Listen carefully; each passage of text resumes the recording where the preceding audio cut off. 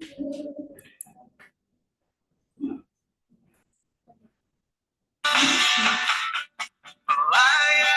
umat, manfaat masyarakat.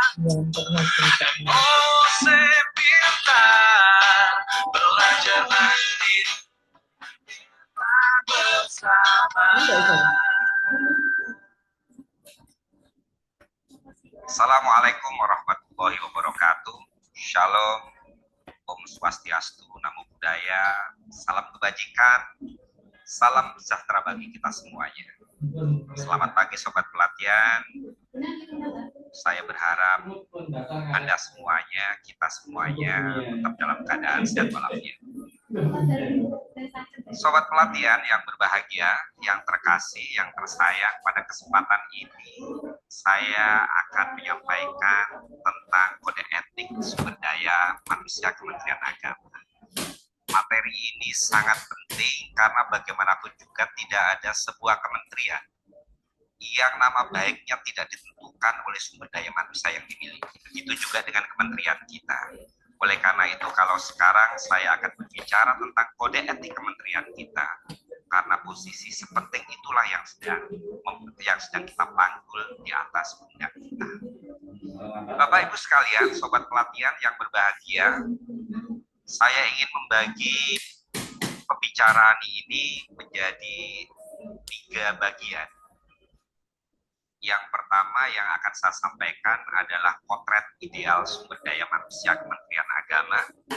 Dan yang kedua adalah makna filosofis jargon ikhlas beramal. Kita semua tahu kan, ikhlas beramal itu menjadi jargon penting kementerian kita.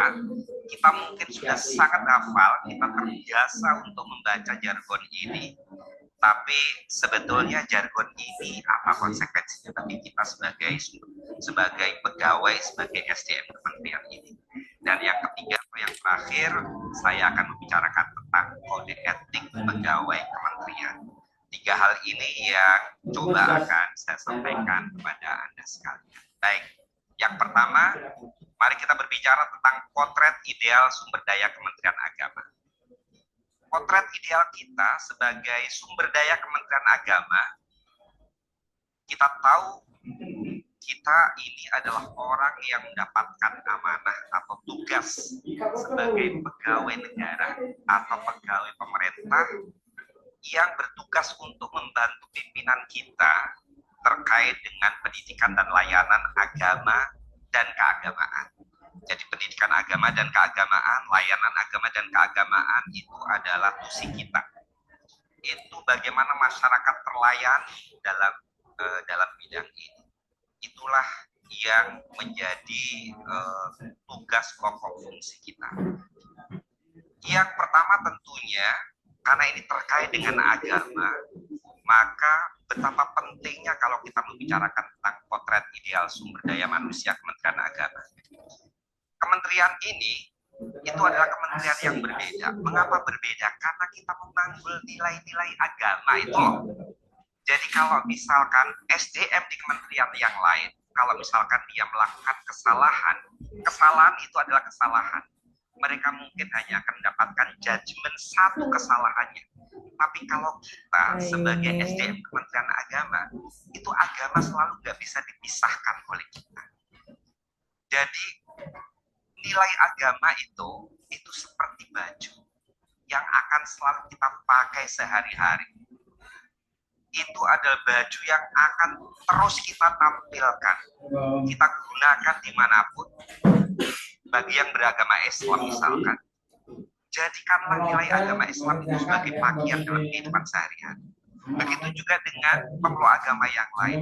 Kita nggak mungkin nggak memakai nilai-nilai agama dalam kehidupan sehari-hari. Layaknya kita memakai baju. Tentu saja nggak usah berpikir pada saat kita mandi ya. Intinya adalah bahwa nilai-nilai agama itu melekat di kita dimanapun kita berada, 24 jam dalam keseluruhan kehidupan kita, di rumah, di kantor, di mana saja dalam kehidupan kita bermasyarakat, berbangsa, bernegara. Nilai agama itu tidak bisa dipisahkan karena kita sebagai aparatur sipil negara Kementerian Agama, itulah yang pertama. Saya ingin mengulang-ulang, kita ini berbeda karena kita berada di Kementerian Agama, memanggul nama agama itu. Nah, nilai-nilai agama yang sifatnya universal, apapun agama yang kita peluk, itu yang harus kita sandang dalam kehidupan kita.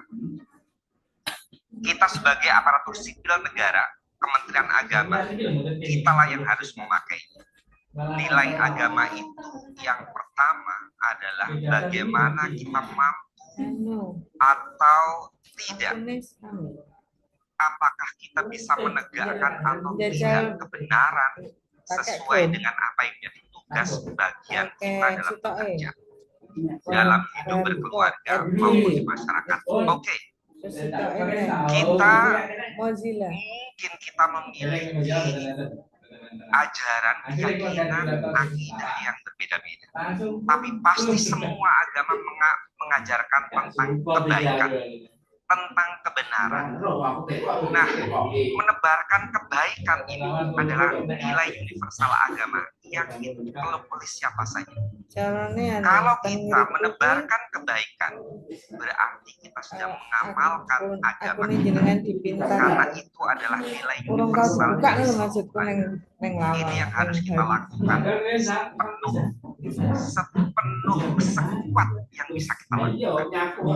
Bagaimana kita mampu menegakkan kebenaran dan menebarkan kebaikan, yang itu adalah nilai universal dari setiap agama, dan itu penting sekali. Oke, sekarang yang kedua, bagaimana kita mampu atau tidak melaksanakan tugas kita dengan penuh tanggung jawab. Jadi yang kedua adalah persoalan tanggung jawab. Kita ini sebetulnya apapun posisi kita, sebetulnya kita adalah seorang pemimpin dalam lingkup yang beragam. Mungkin dalam struktur organisasi kantor kita, itu ada top leader, top management, middle management, lower management, tapi sebetulnya semua kita adalah pemimpin. Karena kita setiap individu manusia lahir di muka bumi ini, apa yang telah ditetapkan dalam agama kita masing-masing adalah bahwa kita sebagai manusia diberikan tugas dan tanggung jawab. Tidak ada satupun orang yang tidak memanggul tugas dan tanggung jawab. Orang bijak mengatakan bahwa hidup ini adalah pilihan. Oke, kita bebas untuk memilih. Tapi kebebasan itu, kawan-kawan semuanya, itu harus kita bayar. Apa bayaran dan kebebasan yang kita miliki sebagai manusia? Adalah tanggung jawab. Sebagai kepala rumah tangga, jika kalian sebagai bapak, jika kalian sebagai ibu, kalian memiliki tanggung jawab. Jika kalian seorang yang lajang, kalian memiliki tanggung jawab. Kita di kantor, semua, apalagi kita ini sudah menjadi pejabat, ada yang pejabat fungsional, jabatan fungsional itu ada, jabatan struktural itu ada. Masing-masing di antara kita berada pada posisi masing-masing. Konsekuensi logisnya adalah seluruh posisi itu menuntut tanggung jawab dari kita. Jadi betapa pentingnya tanggung jawab itu bagi kita, baik sebagai umat beragama maupun sebagai SDM di dalam kementerian. Oke. Nah, yang ketiga ini terkait dengan apa yang kita lakukan. Sekali lagi, nilai agama ini pasti ada tanggung jawab. Jika kita bekerja tanpa usaha untuk memperbaiki, berarti kita bekerja tidak maksimal. Lalu apa tanggung jawab kita? Itulah pentingnya bahwa kita semua ini dalam menghadapi setiap pekerjaan ada tanggung jawab. Berarti pekerjaan itu perlu dilakukan secara komitmen, penuh kedisiplinan, mengikuti aturan yang telah ditetapkan oleh negara atau oleh pemerintah. Nah, itu adalah bagian dari bagaimana merealisasikan kegiatan kita dengan baik. Artinya, setiap pekerjaan ada pertanggungjawaban, setiap posisi ada pertanggungjawaban, setiap pilihan ada pertanggungjawaban. Kita bekerja pasti akan ditanyakan oleh pimpinan. Kemudian juga setiap akhir dari pekerjaan kita akan diperiksa oleh pihak yang melakukan pengawasan, oleh kawan-kawan yang melakukan pengawasan. Itu saja menunjukkan bahwa tidak ada pekerjaan yang tidak akan kita bertanggungjawabkan. Dan sebagai orang beragama, kita tahu, kita memiliki konsep akhirat. Konsep akhirat itu menunjukkan bahwa tak ada satupun amal perbuatan kita yang akan lulus dari pertanggungjawaban.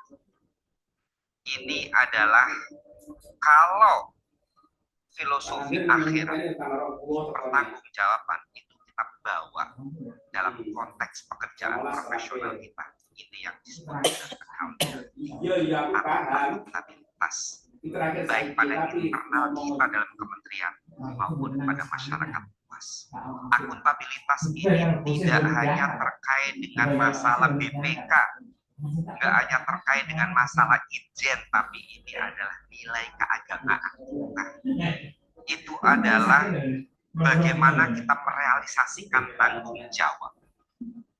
Artinya, bekerja itu harus berbasis pada hasil yang baik, proses yang baik, karena baik proses maupun hasilnya pada akhirnya akan diminta pertanggungjawaban.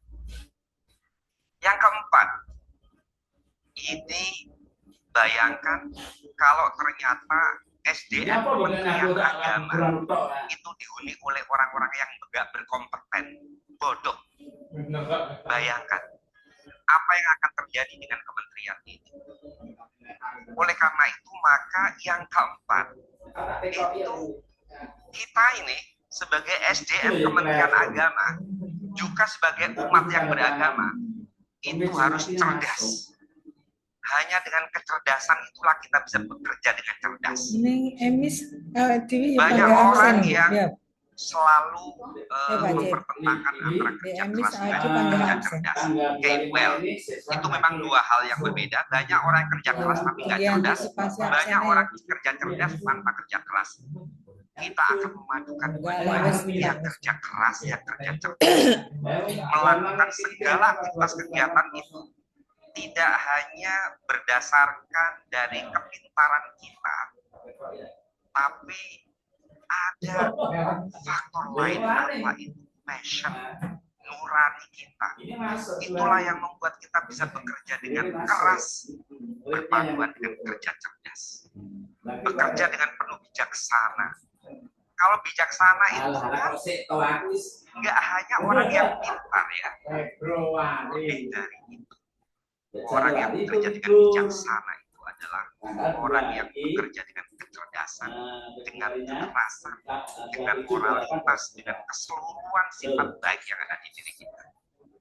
Kecerdasan secara intelektual dan kecerdasan yang bersifat spiritual, juga kecerdasan sosial. Maka ini bekerja dengan cerdas secara intelektual dan bekerja secara cerdas secara spiritual, juga kita memiliki kecerdasan sosial. Inilah yang membuat Kementerian Agama ini insya Allah akan memiliki kebanggaan kalau SDM-nya tampil seperti ini. Oke, itu bagian yang pertama. Yang kedua, yang tadi sudah saya sebut di atas, bagian kedua saya ingin membicarakan tentang jargon kita, ikhlas beramal. Apa sih makna filosofisnya ikhlas beramal? Ini penting sekali menurut saya, bukannya yang tadi nggak penting, ini penting, tadi juga penting. Nah, ikhlas beramal. Apa sih sebetulnya ikhlas beramal? Apakah kalau kita jadi pegawai Kementerian Agama, kemudian kita nggak menuntut gaji? Apakah ketika kita bekerja di sini kemudian nggak perlu ada gaji, bukan itu. Kerja dimanapun untuk mendapatkan gaji atau untuk mendapatkan kesejahteraan ekonomis dari kerjaan kita itu nggak ada masalah. Tidak ada nilai moral, tidak ada nilai agama apapun yang kita langgar dari cara kerja kita kemudian kita mendapatkan hubungan ekonomis atau kesejahteraan. Tapi yang disebut dengan ikhlas itu apa? Ikhlas itu adalah ketika kita bekerja, itu nilai tertinggi kita adalah karena kita merasakan pekerjaan kita itu sebagai bagian dari calling, panggilan. Kalau kemudian kita beri makna keagamaan, maka bekerja kita itu adalah sebagai ibadah. Itu yang paling penting sebetulnya. Oleh karena itu, maka orang tidak akan mengkorup waktu. Orang tidak akan mengkorup gaji. Orang tidak akan mengkorup kewajiban. Karena mereka bekerja karena faktor keikhlasan. Dan keikhlasan itu adalah karena ibadah kita maknai. Karena kerja kita maknai sebagai ibadah. Oleh karena itu kita bekerja dengan penuh semangat, penuh dedikasi, bekerja keras. Ditambah lagi mungkin apa yang kita dapatkan tidak seimbang mungkin, tapi itu tidak akan mengurangi kerja keras kita, dedikasi kita. Apalagi jika kemudian ternyata kita mendapatkan kesejahteraan dari pekerjaan kita, maka tidak ada alasan bagi kita untuk kemudian melakukan pekerjaan tidak dengan sepenuh hati, dengan komitmen. Inilah yang disebut dengan ikhlas. Nah, disinilah kita memiliki jargon filosofis yang luar biasa ini, yaitu ikhlas beramal. Apapun yang kita lakukan, yang kita kerjakan, kita sandarkan kepada nilai keikhlasan yang saya katakan tadi, bahwa ini adalah ibadah. Apalagi kita sebagai orang yang beragama, saya terus mengatakan kita ini beda karena kita bukan beragama. Saya berharap tidak hanya sebagai jargon yang diucapkan. Ikhlas itu nggak hanya jargon yang kita ucapkan, tapi kita terapkan di dalam pekerjaan kita sehari-hari. Kita terapkan dalam kehidupan sehari-hari. Apapun bentuk pekerjaan yang kita lakukan, apapun posisi yang kita dapatkan, otomatis kalau kita kerja dengan ikhlas, insya Allah semuanya akan bisa kita kerjakan dengan baik. Kata orang kerja, tak ada kata lelah selagi kita melakukannya dengan ikhlas. Oke. Nah, yang terakhir ini menyangkut kode etik pegawai Kementerian Agama. Nah, ini juga nggak kalah pentingnya. Ini bagian terakhir dari apa yang saya sampaikan di kesempatan ini. Kita ini berkali-kali, mungkin lebih dari 3 kali saya mengatakan, yang kita panggul kalau kita keluar, begitu kita diketahui bahwa kita bukan Kementerian Agama, itu masyarakat itu selalu mengawasi kita, bahwa kita ini memanggul nilai-nilai agama. Bila kita melakukan tindakan yang melanggar peraturan yang ditetapkan oleh negara atau pemerintah, kita harus ingat, kalau kita itu hanya merasakan bahwa yang kita langgar itu hanya aturan pemerintah, mungkin kita akan bisa bermanuver. Itu kayak kita sedang ada di jalan raya, kita mungkin akan bisa melanggar lampu merah selagi nggak ada polisi, karena kita bisa bebas dari tilangan. Tapi coba kalau kita ini merasakan bahwa semua kebaikan ini itu adalah nilai agama, maka kita diawasi atau enggak. Pelanggaran yang kita lakukan juga ada perasaan dosa karena kita merasa melanggar juga nilai-nilai agama. Coba tapi mungkin dibalik nih maling nih. Bagaimana sikap kita terhadap orang? Tapi mungkin dibalik nih maling nih. Mengapa ada orang pegawai Kementerian Agama yang merasa bahwa tapi mungkin jenengan toleran padahal ajaran agama meminta kita untuk bersikap toleran kepada kelompok agama yang lain. Basisnya apa sih toleransi itu? Basisnya adalah pikirkan jika kamu berada pada kelompok yang lain yang berbeda. Kalau kamu saat ini dengan keimanan itu minta dihargai, dihormati oleh orang lain yang berbeda, maka pada saat yang sama itu persis dengan apa yang kamu itu adalah basis toleransi. Kita juga perlu berpikir bahwa pada saat kita korupsi, misalkan, mengapa sih kita korupsi? Mungkin kita bisa lolos dari pemeriksaan, tapi mengambil hak orang lain, memakan sesuatu yang itu bukan hak kita, itu adalah dosa. Jadi hal-hal kayak gitu itu saya minta agar itu tidak semata-mata kita lakukan karena semata-mata aturan yang sifatnya duniawi, tapi semuanya kita hayati itu adalah juga ajaran agama kita. Ajaran agama manapun, karena yang saya tadi sebutkan nggak ada satupun agama yang bisa menerima pencurian dari uang milik manapun secara tidak benar, dan pencurian itu adalah tidak benar. Oleh karena itu maka saya katakan kode etik pegawai negeri dimanapun kita berada, baik di kantor, di rumah, di masyarakat, apalagi dalam kehidupan bermasyarakat, berbangsa dan bernegara, kepada diri kita karena dia adalah nilai-nilai agama yang melekat dalam nurani kita. Itu akan terus menjadi benteng kita yang harus jadi bagian dari kehidupan kita sehari-hari, yang itu akan kita laksanakan. Oke. Bapak Ibu sekalian, sobat pelatihan, pesan saya teruslah bersemangat mengikuti pelatihan ini sampai selesai. Kalau Anda sesekali ngantuk nggak apa-apa, tapi segera ambil kopi, ya, kopi yang kental agar tetap bisa mengikuti pelatihan. Jangan ada satu materi pun yang terlewatkan, karena tidak ada materi yang sia-sia. Semua materi sudah disusun oleh panitia dengan sangat baik, dan ini akan bermanfaat bagi Bapak Ibu sekalian. Saya berdoa semoga Bapak Ibu sobat pelatihan selalu dalam keadaan sehat walafiat, selamat mengikuti pelatihan tanpa ada satu halangan apapun, selalu berbahagia dalam menjalankan tugas kita semua. Jangan lupa tertawa. Terima kasih. Saya akhiri. Assalamualaikum warahmatullahi wabarakatuh. Salam sejahtera bagi kita semua. Pulau yang penting buat anu kan,